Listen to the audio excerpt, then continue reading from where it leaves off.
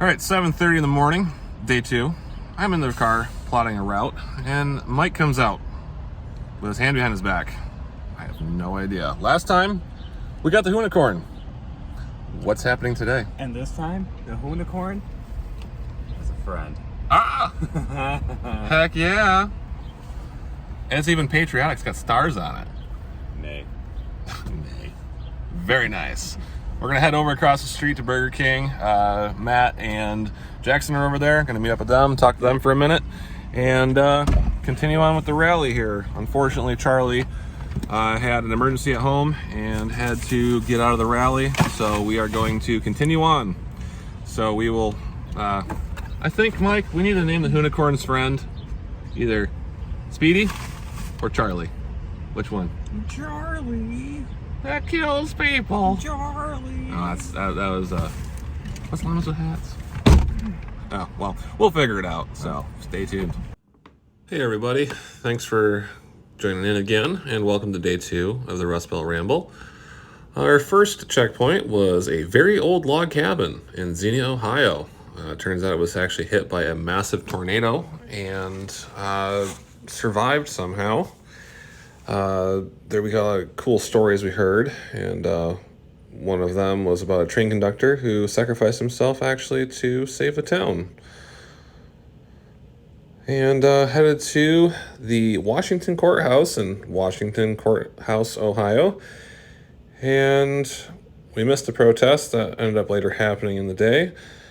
And we were able to find some cardboard actually to make some signs. That we ended up carrying with us on the remainder of the rally. You'll see them actually pop up here in a few of the video clips, or sorry, pictures of this video. After which, we ran into the rally master, Jeff, and Eric. You can see Jeff there wearing the hat, and there's Jeff standing with the cowboy hat on as well. We headed after that to the Octagon House in Circleville, Ohio, and there's our sign that we made for Charlie. And the Octagon House is pretty cool. There's a lot of people up there, so we kind of had to get a picture farther down the road, and ran into a first generation smart car. On this day, there was a Lemons Rally patented feat of dumbness, and it was to find the Ohio Grassman, or the Buckeye Bigfoot, and we were driving along and found the sign, so we figured, hey, what better way to get points than do something with the Bigfoot sign. So I put a blanket on to kind of blend in with Bigfoot, and he would accept me to take some beef sticks, because we didn't have any jack links, and so I climbed up on the sign there and tried to feed him. The drivers going by did not know what to think. We actually switched up the next 2 checkpoints a little bit. We ended up going to Waltz Road in Rockbridge, Ohio first, down in the Hocking Hills area, before going to our next stop, just because it was closer. And it was kind of cool. It was a fun road to drive down. Matt and Jackson actually moved a turtle out of the road, and it stayed in its shell until we turned around and came back through, which is kind of cool. And actually met up with a bunch of the teams here, and you can see my blinker actually fell out, and I duct taped it up to the fender. All right, so we finally found Punch Ref, and they're on the rally with us. We should get bonus points for finding us. We should get bonus points, yeah. We found the time traveler, so we're in the right place in time. It's like a ripple in time, except for not Christopher Reeves and I can't fly. But so since they're kind people for their cause, and they bring non-ethanol gas back to the future, I figured, you know, if they go back to the 70s, gas was way better back then. And, you know, you can start a 1974 Honda CT70 on 30-year-old gas. And I figure, what better way to fit into the 70s than this really quality purse? I'm pretty sure Leah would love this thing.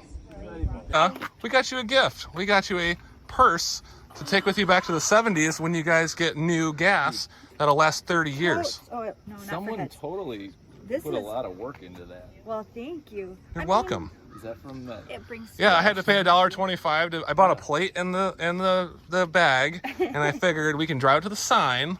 So, and I was like, you know, Leah could definitely use this bag. It smells awesome. like Thank you. The 70s. craft yarn.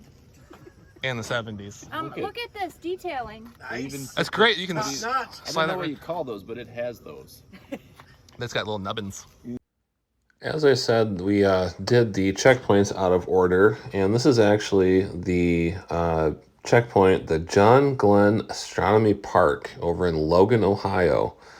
It's really close to the Hocking Hills area. I think it was like a 15-minute drive from that checkpoint at Waltz Road to here.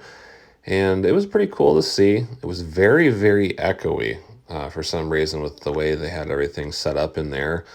From what I've gathered, it's like set up something like the celestial calendar or something of that sort. There's like a lot of spots where like light hits on certain hours of the day and certain times of the year that you can see on the ground for like the days and things like that. It's way too much science for me, to be honest. I'm only going by what I've seen here, but you can see the numbers and the dates and months on the ground. So a lot of thought went into this, a lot more thought than I can do. And I was trying to figure out what that little globe was in the middle there by the flagpole, and I still honestly haven't figured out what it goes to. Here's an outside shot of the memorial and, the calendar of the months there and things, days of the week or whatever. There's me with the unicorn and Speedy getting a photo. And, no matter how much I looked in that little globe, I just kept seeing someone else's eye looking at me. It's a pretty cool exhibit.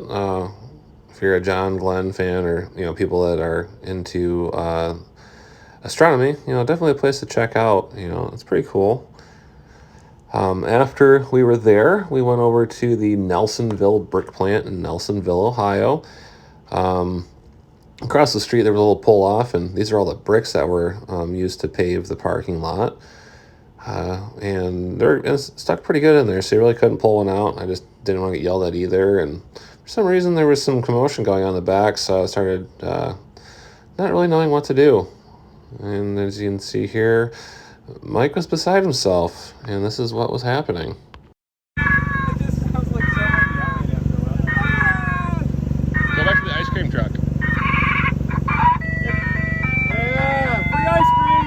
We need to put that on the side and play that go up the town. Unfortunately, we didn't get any ice cream trying that. We did try to pull up to an ice cream place and see what would happen, but nothing happened. We saw a cool railway plow and stopped at the Rocky Boot surplus store. Just got some cool photos with Rocky, the Ram there. Went down the road for lunch, went to Sonic, and got a lot of funny looks from people. And, stopped for a few minutes just to rest and stretch our legs. And, this is how we Sonic, so we did tag them online as well. About a half hour later, we made it to the Miners Memorial Park there in McConnellsville, Ohio, to see the Big Muskie bucket. Big Muskie was a giant steam shovel, and actually, we were stopping to rest our cars for a minute, we actually ran into an old farmer who had a story about his granddaughter getting to go in the Big Muskie and talk to the operator and let him go on the roof and things like that. And about 20 or 30 years later, she had grown up and was in town and was eating food at McDonald's and actually ran into that said operator and got to talk to him for about a half hour. He was really impressed by the story and couldn't really believe, that she remembered that being a kid. And you can just see the size of this thing. It's so big. I was hoping to pull a smart car up in there, but unfortunately it was blocked off by rocks. Afterwards, we looked for the Lemons Rally Find It. It was a find a marker for a naval wreck, along the route. It was the world's first ZR-1 crash. Me being a car guy, I was thinking, ZR-1, Corvette, but nope. It was the ZR-1 airship, the USS Shenandoah. And there was a lot of, information, and there was actually some mooring points that were still in the ground over there, where it was probably moored at one point before it was destroyed in the accident. And we, shot pictures of the signs around the memorial just to, read later and things like that. We ended up driving from there to the Monroe Theater in Woodsville, Ohio. It's a pretty cool old theater, old timey feel about it. There were some people out front raising money for an activity that was going to be going on in the city there afterwards. And we got to talk to them for a little bit, and they asked us, what the Lemon Rally was, and we told them. This is like an old bank or something that was across the street. It's pretty cool, really big. I was hoping to go over there, but there's a lot of traffic going on. There must have been a tractor pull or something going on, because we did see a lot of tractors. So yeah, we got ready to go and loaded back up in the car, and Mike's got our sign up there. We got not too far away, I think probably 20, 30 minutes, and there must have been a rock slide, so took a picture of that, them cleaning it all up. And afterwards, we went to the Great Stone Viaduct in Bel Air, Ohio. Our only clue was big arches, and you can see there's some pretty big arches. Mike is playing with the unicorn and Speedy, just goofing around there. And underneath the viaduct was actually one of the other teams. Jackson had just woke up from his nap when Mike bonked him in the head with Speedy. So that was pretty good. I also have our sign to commemorate Charlie and Team Speedy Baja that we were getting photos of and kind of tagging him so he could see our shenanigans and adventures. And that was our last stop in Ohio for the day. Ended up going to Wheeling, West Virginia, to the Wheeling Suspension Bridge, which was under maintenance, so could not drive across it, or we could get a little bit closer, but this was our best view that we had for pictures. Once again, tagging Charlie in there, so you get a little kick out of it and, kind of enjoy the rally, even though he was not, physically there. It was nice weather there too. Really don't have much more to say on that. It was a pretty cool bridge. Would have been cool to actually, drive across it and get some pictures of that. Suspension bridges are pretty cool, especially ones with grading where you can look down at the river below. After that, we hit some horribly bumpy roads and landed in New Viridian, West Virginia at the Hare Krishna Temple. Learned that this specific sect of the Indian religion, they were actually disowned for a while and became their own little part of their religion, Hare Krishna. If you know anything about it or don't, definitely look it up online, as I am definitely not a historian nor an expert of the sort. But it was really cool. A lot of the families that were there, like on a religious holiday, were very polite, and we tried to be as polite as we could as well. Take pictures and trying to check out the history and everything like that, to be polite while on the rally. Everybody that was on the other teams was very polite as well. Some people did talk to some of the people there, and they asked what was going on. We told them, and they were very receptive of it and very polite. And, we got out of there kind of quickly, so we didn't bother them too much, being on holiday and, spending time with their families and things. So it was pretty cool. Definitely probably not a place I would go back to again, but, I definitely a place I'm glad I went to, that is for certain. We drove down the mountain for a lot of bumpy, windy, twisty roads, and headed down to the biggest tree in West Virginia, actually in Cameron. It's only about 15 minutes away. Rally Master Eric held a sign for us for Speedy Baja. It's actually upside down, but he was having some fun. It was pretty kind of cool to see the tree. It was actually had a hole in the inside of it, and it's kind of interesting to see it was still standing, all these years, and it was in a weird spot too, because it looked like it was about ready to tip over the road. So hopefully that doesn't happen, but if you want to check out, if you're into forestry or whatnot, you can always check it out and enjoy. But this has ended up what happened shortly after the picture. I'm in West Virginia's biggest tree. You're in West Virginia's biggest crotch. Oh boy. Here. Oh, it's too bad it's not the Keebler Elves. Yeah. No shit. Hey Jackson, go in the tree a little farther and we'll get you. How high up does it go? Very high. Hold on. That's my stupid son. Hold on. Let me flip this sucker around. Are you standing? No, I'm he's squatting. crouching. I can stand though. Oh, it's that tall? It's like. Jackson's about 145, 160 pounds soaking wet, so he was able to slip in there and got us some pictures of the inside of the tree, which was pretty cool. We didn't disturb anything. It was still alive and still growing, so we just left it there. Headed out of that area and found a very, very odd mailbox. I am not sure what this person was thinking when they made it. They probably just wanted to get a bunch of questions on it. But we let the bear be after a while and got our laughs in.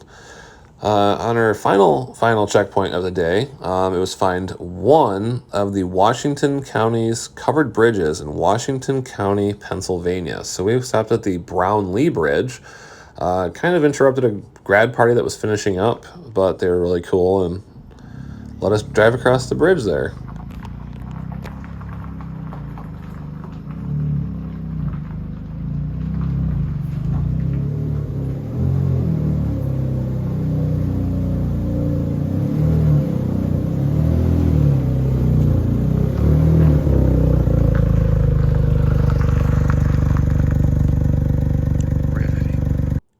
Since we actually had one of the lightest cars on the rally, we decided, hey, this small little bridge should be good. We actually saw some heavier vehicles driving through it, but the smart car fit pretty good, and we got some photos of the car and us sitting on it, or mainly Mike sitting on it.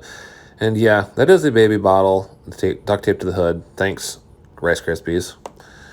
We stopped at the Alexian's Bar and Grill. It was actually about a mile from our hotel that night. We went the nightly meetup at the Clavon's Ice Cream Parlor.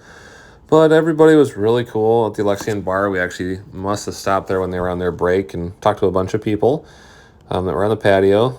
There's our Detroit Special Cozy Coupe with the Rice Krispies Cavalier. It was really cool. Handed out some stickers and talked to people, and I was able to learn some more about the bar and things like that.